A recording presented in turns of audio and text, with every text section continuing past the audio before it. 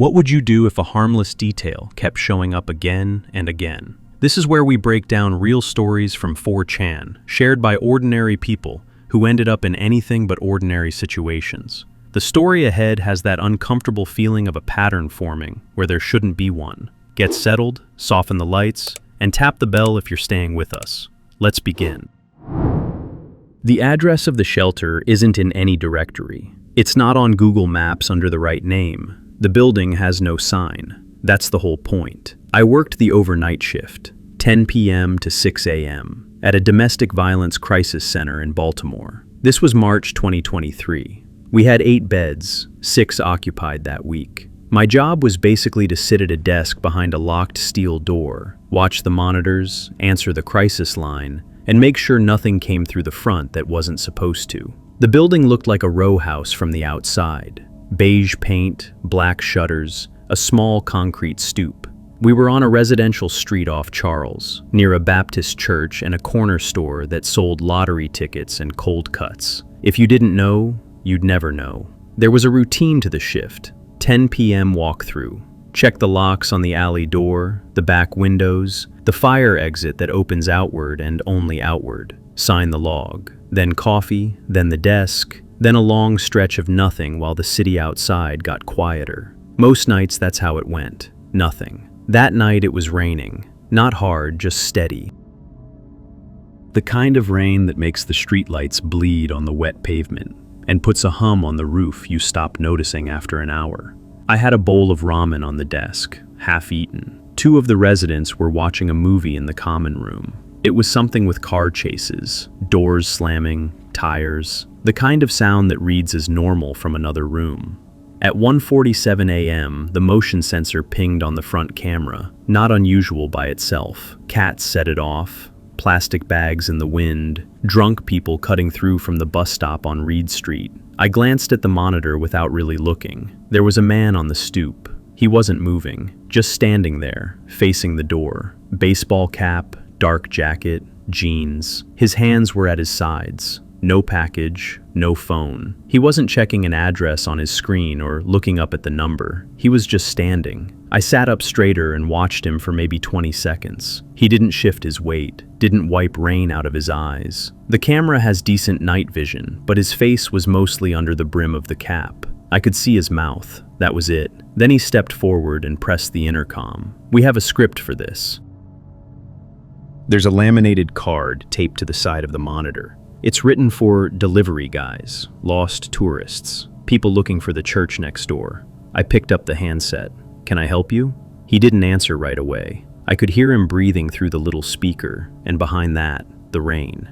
I'm looking for my wife, he said. His voice was flat, not angry, not upset, just a man telling me a fact, like he was reporting a package that hadn't arrived. I kept my voice the same as his. Sir, I think you have the wrong address. This is a private residence. No, I don't. That was all he said. Then he waited. I don't know how to explain the feeling exactly, except that I felt myself go very still. My hand was on the desk, and I noticed I was pressing down on it like I was trying to hold the desk in place. Behind me, in the hallway, I heard a door open. I looked over my shoulder. One of the residents, a woman I'll call Denise, was standing in the doorway of the common room. She'd been on the couch 2 minutes ago. Now she was on her feet, one hand on the door frame. She wasn't looking at me. She was looking at the little speaker on the wall where his voice had come through. Her face did something I've thought about a lot since. It didn't crumple. It didn't go pale. It emptied out, like somebody had reached in and switched off a light behind her eyes. She turned and walked, not fast, back down the hall toward the bedrooms. She didn't say a word to me. She didn't look back. I heard her bedroom door close. Not slammed, just closed. The click of the latch was the loudest thing in the building for about 10 seconds. On the monitor, he was still there. He'd taken half a step back from the door, but he hadn't left the stoop. His head tilted, just slightly, like he was listening for something on the other side. I picked up the handset again. Sir, I can't help you. You need to leave the property. I just want to talk to her. There's nobody here for you. You need to leave. He didn't answer. He didn't leave either. I put the handset down and picked up my cell phone and called 911. The dispatcher was calm. I gave her the address and told her a man was at the door of a domestic violence shelter asking for his wife, and I had reason to believe one of our residents recognized his voice. She said units were on the way. She asked me to stay on the line. She asked if the door was secure. I told her yes. Steel core, deadbolt, magnetic strike. She asked if there was a back exit. I told her about the alley door and the code. While I was talking to her, I was watching him on the screen. He hadn't moved from the stoop. He was standing in the same spot, in the same rain, with his hands at his sides. At one point, he took his phone out of his jacket pocket, looked at it, and put it back. He didn't type anything. He didn't call anyone. He just checked the time, I think. Then he went back to standing. 6 or 7 minutes went by. Feels short when you type it out. It wasn't short. Every so often a car passed at the end of the block, headlights sweeping across him, and he didn't turn to look. He just kept his face pointed at our door. The dispatcher stayed with me the whole time. She didn't fill the silence. I could hear her keyboard on her end. Every so often she'd say, "You still there?" And I'd say, "Yeah," and that was it. I heard the cruiser before I saw it. No siren, just tires on wet asphalt, and the specific weight of a Crown Vic taking a corner slow. 2 officers got out. One went up the stoop.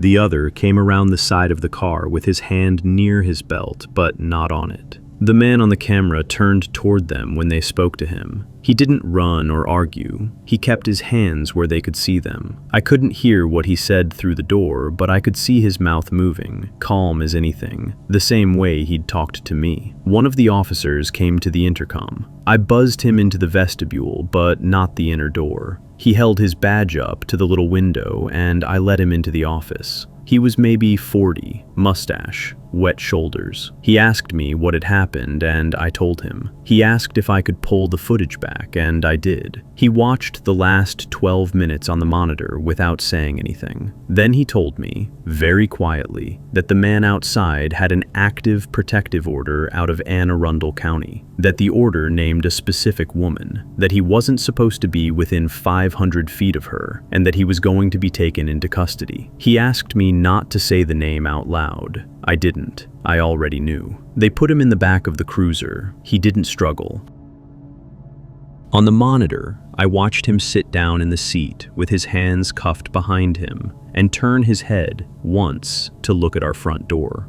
Then the cruiser pulled away, and the street was just wet pavement and a Baptist church again. I finished the shift. I didn't tell anyone else in the building what had happened until my supervisor came in at 6. I sat at the desk and watched the monitors and drank coffee I'd made 3 hours earlier and gone cold. Denise stayed in her room. I could see the light under her door from the hallway camera. The morning staff told her at breakfast. I wasn't there for that part. I heard later she cried for about a minute and then asked if she could use the office phone to call her sister in Delaware. 2 weeks after that, we had a security review. The lock on the front door got upgraded. They put in 2 more cameras, one covering the sidewalk in both directions, and one on the roof over the stoop. The outside lights got changed from the yellow sodium bulbs to bright white LEDs on a motion timer, so anybody standing there after dark would be lit up like a stage.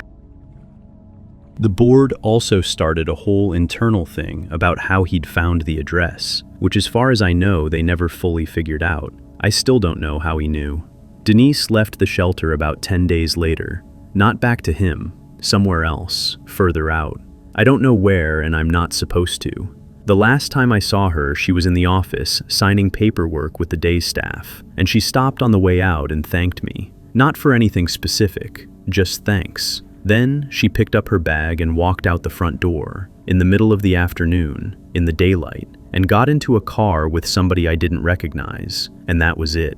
The thing I keep coming back to is how quiet he was. Not him standing there, how quiet. He didn't yell or kick the door. He said one sentence into the intercom and then waited, in the rain, like he had all night. Like he'd already decided he wasn't leaving until somebody opened the door, and he was fine either way. I don't work nights at that place anymore. I moved to days about 6 months later. The intercom still goes off sometimes in dreams. Usually it's just a delivery guy. I've been translating German technical docs for about 9 years, mostly boring stuff, compressor manuals, PLC documentation, spec sheets for European suppliers trying to break into the US market. Steady work if you're willing to be patient with jargon nobody outside the field cares about. I do it out of a 1-bedroom in Ballard, north end of Seattle, and I've never had a problem I couldn't solve by refilling my coffee and pushing through another page. The job came in on a Tuesday in January 2022, third week of the month. The rain had been going for 6 days straight, that gray kind Seattle does, where you stop noticing it exists. I was scrolling through the freelance board on my second monitor when the ping came in. Rate offered, 34 cents per source word. My normal ceiling is around 18. That's not a small bump. That's a "this account is about to get audited" bump. The listing was short. German to English, industrial documentation, approximately 40,000 words total, delivered in batches, NDA required, deadline flexible. Client handle was something like Marburg_ind_47, 0 reviews, account created a week earlier. In my line of work, that's a yellow flag, not a red one. Plenty of small European firms make a throwaway account, run one job, disappear. Nothing sinister about it, usually. I sent a short pitch. 10 minutes later, I had the contract. No back and forth on rate, no sample test. Just the NDA, a signed PDF back within the hour, and the first file dropped into the shared folder. 62 pages, titled something like Verfahrensbeschreibung, Anlage 2, Process Description for Installation 2. Perfectly normal name. I opened it and started reading for context before I touched the cat tool. That's my routine. You don't translate technical German cold. You read the whole thing, get the shape of it, figure out which terms are going to repeat. The first 20 pages read like any process manual. Reactor vessel specs, temperature tolerances, valve part numbers. The German was clean. Whoever wrote it knew what they were doing. Native speaker, engineering background. Probably older, given the sentence structure. Around page 22, I hit the reagent tables. I don't have a chemistry degree. I have enough chemistry to translate for a paint company or a fertilizer plant, which I've done. So when I saw the first compound, I didn't react. Then the second. Then the notes on solvent recovery. Then a section about diskrete Lieferung of certain starting materials, which translates as discrete delivery. And that word choice made me slow down. You don't say discrete delivery in a real industrial manual. You say shipment, delivery, procurement. Discrete is a word for something you don't want seen. I stopped and made coffee. I remember standing at the counter watching the drip and telling myself I was reading it wrong. My German isn't native. Maybe discrete had a technical usage I didn't know. I went back and kept reading. The next section had instructions on setting up the workspace so ventilation exhaust wouldn't be visible from adjoining properties. That was the phrase. Von angrenzenden Grundstücken nicht einsehbar, not visible from neighboring plots. At that point, I closed the file and sat on my hands for a minute. I could have stopped right there. Looking back, that would have been the smart move. But I do this for a living, and I have talked myself out of paranoia before.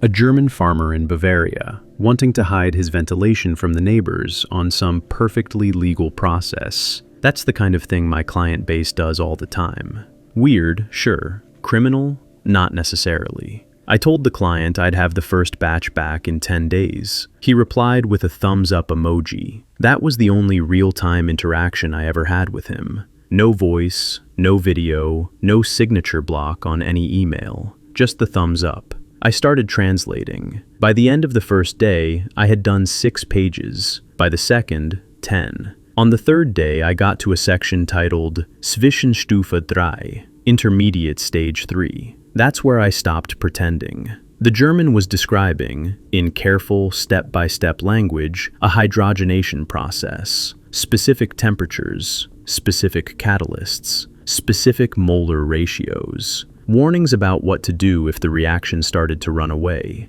warnings about disposal of the aqueous phase without alerting municipal water testing. Anyone who has spent 5 minutes on a chemistry forum knows what a hydrogenation step is for. I'm not going to write out what I saw. What I will say is that the compound this stage was producing is a scheduled precursor. Not the final product, a precursor, which is arguably worse from a paperwork standpoint, because somebody was going to hand this document to a person who already had the rest of the recipe. The whole thing was written like a good manual. That was the part that stayed with me. Numbered subsections, safety callouts in gray boxes, a version number on the footer. Somebody had drafted this, reviewed it, revised it. This was version 2.3. I closed the laptop, actually closed it, not just minimized. Then I sat there listening to the fridge hum for probably 20 minutes. I did not want to be right. I opened it again and ran a chunk of the German through a search engine, just fragments, not whole sentences. Some of the phrasing matched threads on European ClearNet forums, where people were explicitly discussing what I was afraid of. Same word choices, same warnings about workspace visibility. I messaged the client, something neutral. Some of the terminology here isn't standard for industrial process docs. Can you confirm the end use so I can pick the right register? Any real client would have answered that in a sentence. No reply that day. No reply the next morning. But at some point overnight, a second file appeared in the shared folder, Anlage 4. Not Anlage 3, which I would have expected, Anlage 4. I opened it. First page, table of contents. I saw the section headings and I did not read past them. I closed my laptop, unplugged it, and put it on the kitchen table like it was going to leak. Here's what I did next, in order, because I've had to think about this in order more than once since. I looked up the DEA tip line. There's a web form. It asks for your name and contact info, has a box for a description, and an attachment field. I filled in my real name, my real phone number, my address. I described the situation in about 4 paragraphs. Freelance job, German source text, technical scope, what I believed the material to be. I uploaded both original PDFs. I did not upload my partial translation. I wrote down the confirmation number they gave me at the end and put it in a text file on an encrypted drive. Then I went back to the freelance platform and canceled the contract from my end. The platform asked for a reason. I picked scope mismatch. I did not claim the money for the partial work. Roughly $2,100 sitting there by the platform's tracking. I left it. I logged off. Made dinner, some pasta thing I don't even remember. Around 7 p.m. I checked the platform on my phone. The client account was gone. Not deactivated with a strike-through, the way it looks when someone gets banned. Just gone. Like the page had never existed. The message history was still on my end, but the profile linked to a dead URL. I don't know if that means they got tipped off, or if they routinely burn accounts after a job goes sideways, or if the platform itself flagged them. I have no way of finding out. The DEA never wrote back. I want to be clear about that. No follow-up email, no phone call, no visit, nothing. I don't know if the tip went to a real inbox or into a queue that never gets read. I don't know if they took it seriously. That's the part that sits with me the worst. Not the file itself, the silence after. I kept a copy of both original PDFs, encrypted drive, cold storage, in a fire safe with some old passports. The reason is simple. If someone eventually knocks on my door and asks me what I saw, I want to show them exactly what I saw, not my memory of it. My memory is going to soften over time. The file will not. I still do the same work. I turned down 2 other jobs in the following weeks that had a similar smell to them, both with fresh accounts and rates above market. Might have been legitimate. I did not check. I keep thinking about the version number on the footer. Version 2.3, which means there was a 2.2 and a 2.1 and a 1.0 before that. Somebody has been running this manual through revisions for a while, which means somebody has translators, plural. Somebody had them before me and somebody has them now. I don't know who ended up doing the pages I refused. The first note showed up on a Tuesday in early October. I opened my door to grab the paper, and there was a folded index card sitting on the mat with a small paper cup of coffee next to it, still warm. The card said, "Doing good." That was it. No signature, no smiley face, just those 2 words in blue ballpoint pen. I stood there in my socks for a minute, then looked up and down the hallway. Nothing. The building was one of those old brick places off East Colfax. 3 floors of converted rooms with a shared kitchen on the ground floor. My room was on the 2nd floor at the end of the hall. Nobody up there but me and an older guy named Ray, who left for his shift at the airport at 4 in the morning and slept the rest of the day. I picked up the coffee, sniffed it. Regular black, from the shop on the corner, the paper cup with the green logo. I brought it inside and drank it standing at the window because I didn't know what else to do. Some background. I was 8 months into a program at that point. Not court-ordered, not a rehab facility, just outpatient stuff twice a week and meetings on Saturdays. I moved to Denver in April after my 2nd marriage ended, and I took the room because it was cheap and quiet, and the woman who ran the place didn't ask a lot of questions. Her name was Mrs. Halverson. She was probably 70, thin, with reading glasses on a chain. She lived on the ground floor. That was pretty much all I knew about her. I didn't tell her why I moved. I didn't tell anyone in the building. I kept to myself, went to my meetings, made dinner in the shared kitchen at odd hours to avoid people. I was doing all right, but doing all right for me at that point meant not drinking today. Tomorrow I would find out about tomorrow. So the note messed with me. I sat with the empty cup on my desk that night and turned it over in my head. Who knew? My sponsor knew, but he lived in Aurora and had never been to my building. My sister knew, but she was in Ohio and we barely talked. Nobody at the meetings knew where I lived because I never said. I decided it was probably a mistake. Someone left it at the wrong door. 3 weeks later, another one showed up. Same folded index card, same blue pen.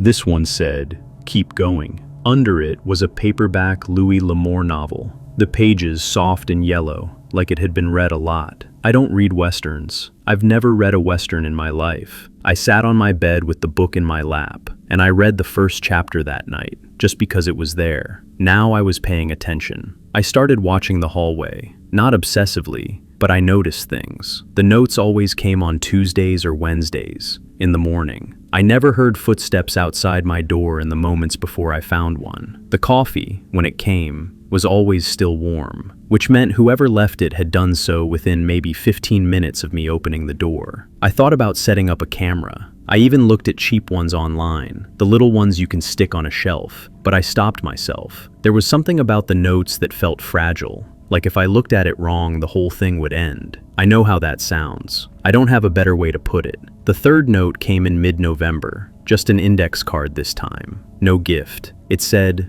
"I see you." I read that one about 4 times before it landed on me the right way. In context, with the coffee and the book and the 2 before it, it wasn't a threat. But if you took the card on its own, held it up by itself, it read like a horror movie. I put it in the drawer with the others and sat down on the edge of my bed and put my hands on my knees for a while. That was the first bad night I'd had in a couple of months. I didn't drink. I want to be clear about that. But I sat with the wanting to for a long time. And then I walked down to the meeting on 13th, even though it wasn't my usual night. And I sat in the back and didn't share and drank 3 cups of the terrible coffee they had. When I came home, the hallway was empty. My door was closed. There was nothing on the mat. The notes kept coming through November and into December. A Christmas card in a red envelope with "Proud of you" written inside in the same blue pen. A tin of the good hot chocolate powder, the kind with real cocoa. Another card that just said 8 months, which is how I knew, or was pretty sure I knew, that whoever it was, they had some idea of where I was in the program. That narrowed the list. I ran through it 100 times. My sponsor, someone from the Saturday meeting. My sister, if my sister had somehow found the address, which she hadn't as far as I knew. My ex-wife, which was so unlikely it made me laugh out loud in the kitchen once when I thought of it. I never once thought about Mrs. Halverson. She had said maybe 40 words to me total in the 8 months I'd lived there. Rent goes in the envelope on the counter by the 1st, trash on Thursdays. The pipes bang in winter, but they're fine. Don't worry about them. She wore the same brown cardigan most days and drank her tea out of a mug that said, "World's okayest grandma." I liked her. I didn't think about her much. Early December, we got the first real snow. I came back from a meeting on a Saturday afternoon, and there was a small brown paper bag on my mat. Inside was a pair of thick wool socks and a card. The card said, "Cold this week, keep warm." That was the one that broke me a little, honestly. Not in a bad way. I sat on the bed and held the socks and stared at the wall. I decided I was going to find out. I didn't set up a camera. What I did was, I started leaving my door cracked open on Tuesday and Wednesday mornings. Just an inch. Enough that I would hear someone come up to it. I sat at my desk with my coffee and pretended to work. Nothing happened for 2 weeks. I started to think maybe they'd noticed and stopped. Then, on a Wednesday a week before Christmas, I heard the stairs creak. Soft, slow steps, one at a time. I held very still. The steps came down the hall and then stopped, and I heard the smallest rustle of paper against the floor. I got up and opened the door. Mrs. Halverson was already 3 steps down the hall on her way back, moving slow, one hand on the wall. When I opened the door, she froze. She didn't turn around at first. She just stood there in her brown cardigan with her hand flat against the wallpaper. On the mat behind her was another index card and a bag from the bakery on Pearl. "Mrs. Halverson?" I said. She turned around slowly. She wasn't embarrassed exactly. She looked more like someone who'd been carrying something heavy for a long time and had just set it down. "I thought it might be you eventually," she said. I didn't know what to say. I picked up the card. It said, "Almost there." She walked back down the hall and stopped a few feet from me. She looked at the card in my hand and then at my face. "I have a son," she said. Then she stopped and corrected herself. I had a son, Peter. He was 41. I already knew where it was going. I could feel it landing before she said it. "He drank himself to death in 2017, she said, in a motel outside Grand Junction. I hadn't heard from him in about a year. The police called me from the coroner's office. The hallway was quiet. I could hear the pipes ticking somewhere in the wall. I started renting the rooms to people coming out of programs about a year after that," she said. "I asked the intake people to send me referrals. I don't tell the tenants. I don't want anyone to feel like they owe me something, or like they're being watched. That's the worst thing you can do to someone in recovery, I think. Make them feel watched." I almost laughed at that. She saw it and gave me a small, tired smile. "I know. The notes. I thought about that a lot. Whether it was the right thing. I decided a note is different from watching. A note you can throw away. I kept them," I said. "All of them." She nodded like she'd expected that. "I do it for all of you," she said. "Whoever's in the room. I've had 6 people in there before you. 4 are still sober as far as I know. 1 I'm not sure about. 1 passed last year, but not from drinking. Cancer." She looked down at her hands. "I need this more than you do. I want you to know that. It isn't a favor I'm doing. I couldn't do anything for Peter. I can put a card under a door." I stood there in my socks, in the doorway of my rented room in Denver a week before Christmas, and I couldn't think of a single thing to say that wasn't stupid. So I said the stupid thing. "Thank you." She shook her head. Not angry, just firm. The way you shake your head at a kid who's got the math wrong. Not to me. Then she turned and walked back down the hall, one hand on the wall, and went down the stairs. I ate the pastry from the bakery bag standing at my window with the snow coming down over Colfax. It was a cinnamon roll, still a little warm. I put the card in the drawer with the others. She left one more, a month later, on my 9-month mark. It said, "Keep going," same as the second one. I don't know if she remembered or if it just came around again. I never asked. I'm still in the room. I still get the notes. Alright guys, that's all we have for today. Drop a comment with your thoughts, leave a like if you enjoyed it, and consider subscribing for more. We keep coming back to 4chan, because sometimes the posts there feel less like stories and more like warnings. Don't panic, of course. Just pay attention to the details around you, and I'll see you next time.